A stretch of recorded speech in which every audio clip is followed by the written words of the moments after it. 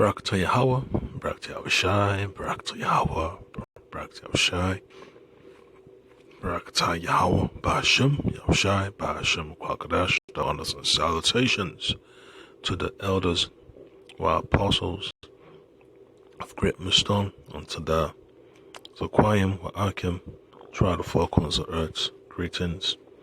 Yeah, so,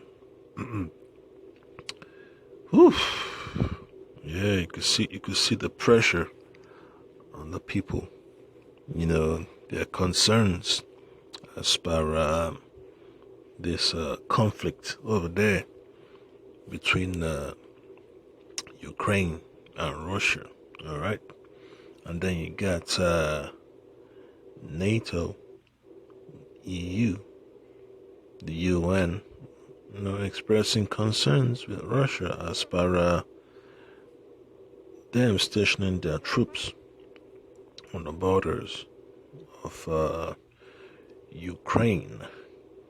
So this is just a part of prophecy, towards World War III. I always remember this is because of the deliverance of our people, the controversy of Zion that the Lord is concerned with, So these events have to take place, all right? It's all part of prophecy. There is no skipping it. It's going to happen sooner or later, and then you still got to deal with the situation over there in the Persian Gulf, So it's not just going to be Ukraine that's going to be the focus, It's going to be that chaos, that the West and the East and the Middle East will be getting involved in, all right? The armies of the world are going to go against each other. And that's just how the Lord Habashai, Bashim Kakadash, has set it up, So I'm going to read from the book of Matthew, chapter 12, verses 25 and 26, all right? So it says, and Yahushua knew their thoughts, and said unto them, every kingdom divided against itself is brought to desolation, and every city or house divided against itself shall not stand. Alright? Then verse 26 also says this, and if Shaitan cast out Shaitan, he is divided against himself. How shall then his kingdom stand? Yeah, so the house of Esau is basically in struggling mode, man. One wants to consume the other, and hey, you're gonna end up destroying each other. It's that doctrine of mutually assured destruction. It's real. It's not something to be taken for granted and taken lightly. That's why, hey, you gotta check the scriptures out, man. Folks are upset, they're nervous, so you could see the worriness in their eyes, all right? So it's gonna be a rough time, over the whole world very soon, all right? So let me just play this clip.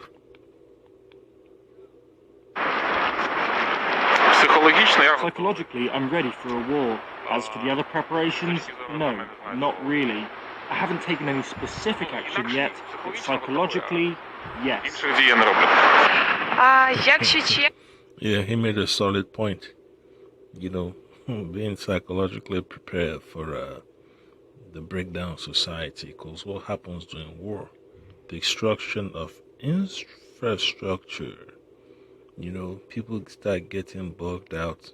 Famine, pestilence, destruction of society. Bridges get destroyed. water supplies gets attacked and all that stuff. That's what happens during war. All right, because one power wants to have the advantage on the battlefield. So you'll be surprised.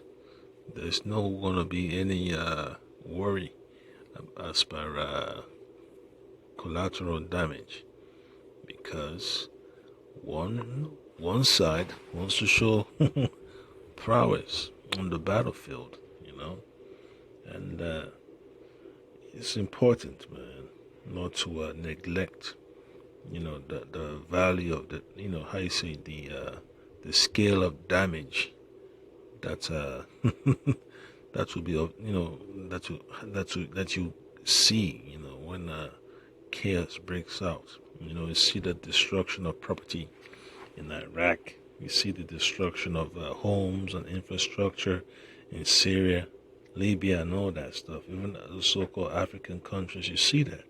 And when you watch those old movies, just old documentaries about World War One, World War Two, you see how folks running around looking for shelter, looking for a bunker, looking for supplies. It's gonna be crazy. And then the Red Cross will have to get up in there and do certain things. But hey, there is no guarantee that the Red Cross will be will be safe in a so-called war zone. So hey, it's gonna be a messed up situation. So another precept, I like to look into is just some simple things, man. The simple portions of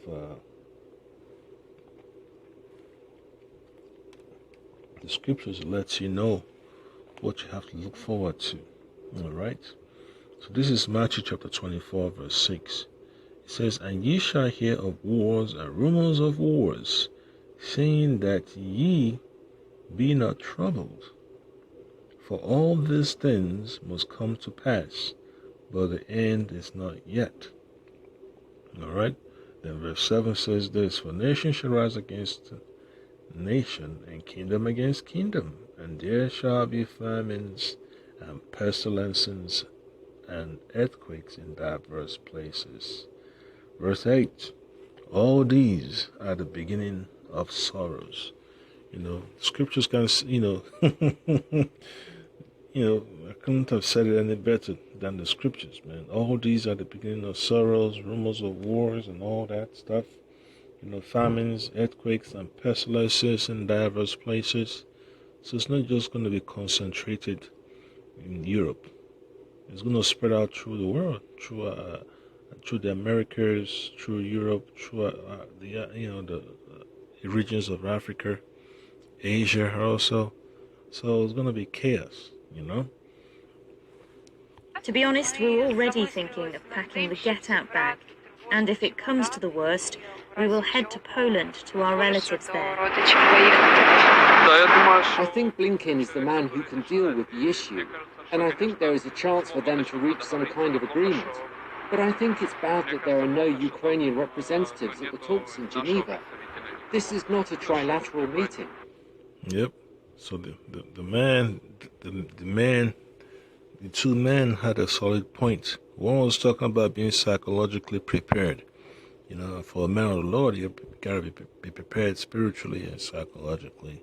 And this gentleman at the end says that you don't have no representative from Ukraine at the table where they're negotiating. So whatever information they get is just going to be secondhand. So just imagine the chaos. And when you also look back at that situation Russia had with Georgia, it's just the same old repeat. Same old repeat. And they got annexation of Abkhazia and South Ossetia and all that stuff. They don't really talk much about it in the news, but when you go back and watch that was like during the Bush administration. It's chaos, man. Georgia had to surrender and ask for a truce. So So that's how chaotic, war can be. That's just, what you call an appetizer. But when it's like a full blown, war, there'll be no, planes to be flying back and forth between countries, man. They're gonna have to stay grounded. All right. So a lot of folks are upset and nervous and scared, and it's gonna cost a lot of people sleepless nights, man. Children will not be able to sleep. Pets will not be able to sleep. Even these so-called wild animals, they won't get no sleep because the society they're in is upside down. It's chaotic, so it's gonna be messed up. All right. So another precept will be from the book of Jeremiah. I'm gonna read from verse 49. Jeremiah chapter 49, verse 20. Yeah, so, these so-called elites, man, especially of the nation of Amalek, the top Edomites of the earth, they just start causing havoc. So Jeremiah chapter 49, verse 20 says this: Thou hear the counsel of the Lord Yahweh Ba'ashim Ashai Ba'ashim Kadash, that he had taken against Edom, and his purposes that he had purposed against the inhabitants of Teman. Surely the list of the flock shall draw them out. Surely he shall make their habitations desolate with them. All right. So they're gonna cause this chaos, man, to go into a serious tailspin, man. That's what this Amalekites trying to do, trying to push for World War III. But that's good. The Lord is trying to push for World War III so that our people can be delivered. The elect try the four corners of the earth. All right? And that's why when you read the book of Amos,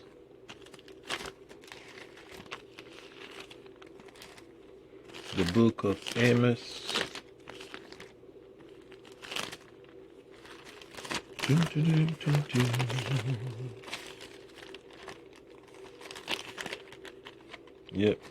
Book of Amos, chapter 9. All right. Amos chapter 9, verse 9 says, For lo, I will command, and I will sift the house of Israel among all nations, like as corn is sifted in a sieve, yet shall not the least grain fall upon the earth. All right? So the deliverance of our people is going to take place, as World War III it's about to come to a close. When those nuclear missiles are in the air, they're about to hit their targets on land.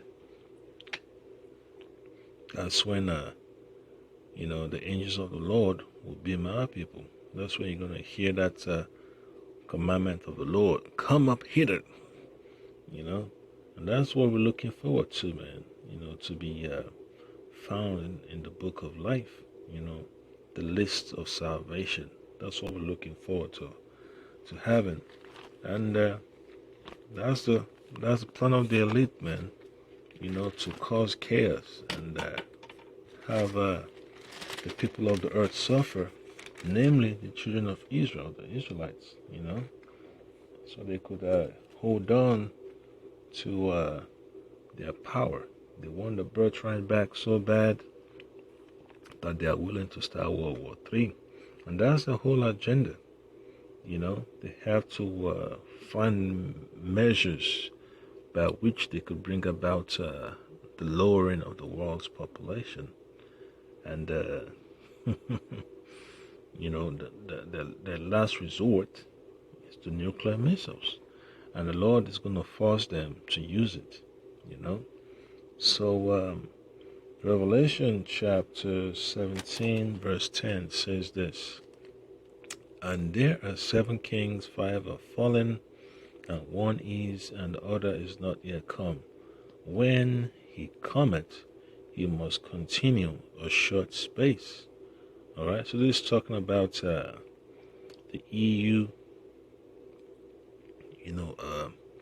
power, power structure, and then it says, it mentions about the duration of their leadership, their rulership.